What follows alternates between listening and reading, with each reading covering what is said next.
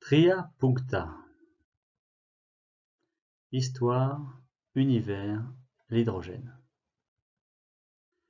Dans un épisode précédent, nous avons imaginé organiser toute notre connaissance de l'histoire de l'univers, du Big Bang jusqu'à l'apparition des conditions d'émergence de la vie sur Terre, selon une structure linéaire en 3 étapes.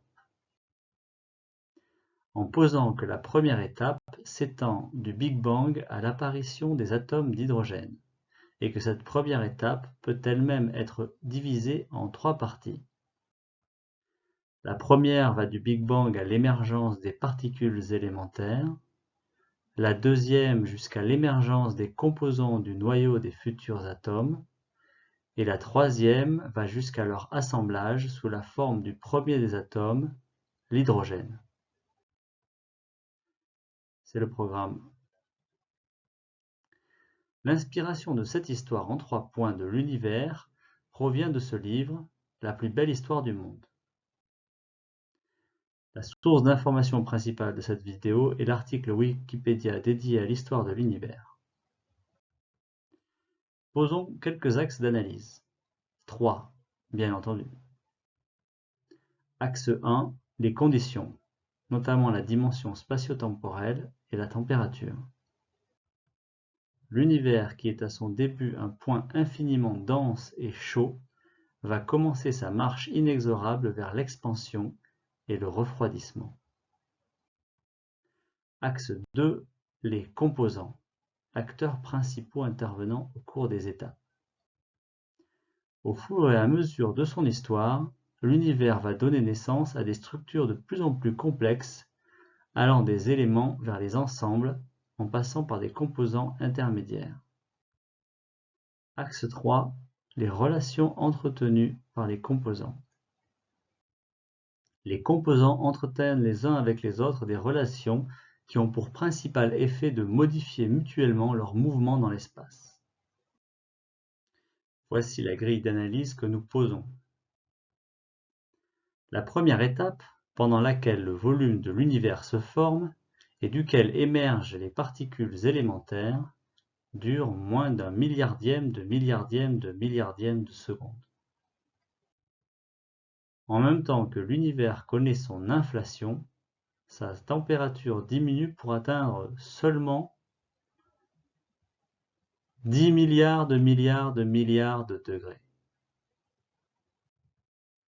À la fin de cette étape, les particules élémentaires sont là.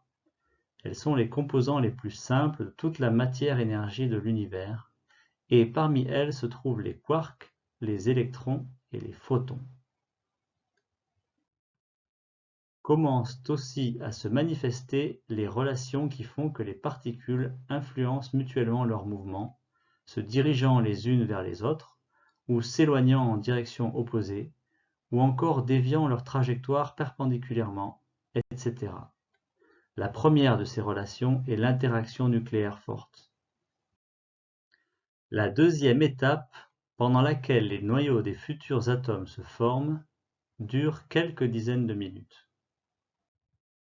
L'univers continue désormais son expansion à une vitesse plus lente, et la température descend sous le milliard de degrés. Sous l'effet de l'interaction nucléaire forte, les quarks s'assemblent en protons et en neutrons, qui eux-mêmes s'assemblent pour créer les futurs noyaux des atomes d'hydrogène et d'hélium. À ces températures, l'interaction électromagnétique commence à se manifester.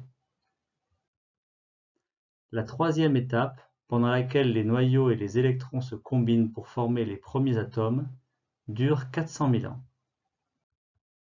La température de l'univers descend sous les 3000 degrés. Sous l'effet de l'interaction électromagnétique, les électrons et les noyaux se combinent pour former les premiers atomes, principalement d'hydrogène, un seul électron, mais aussi d'hélium, 2 électrons. Dans ces conditions, l'interaction gravitationnelle commence à se manifester. On appelle la période qui commence et va durer des dizaines de millions d'années les âges sombres, car bien que la matière qui va les constituer soit présente, Les étoiles ne se sont pas encore allumées. L'univers est donc un endroit déjà immense, mais sans la moindre source de lumière. Voilà la suite du programme. Merci et à la prochaine.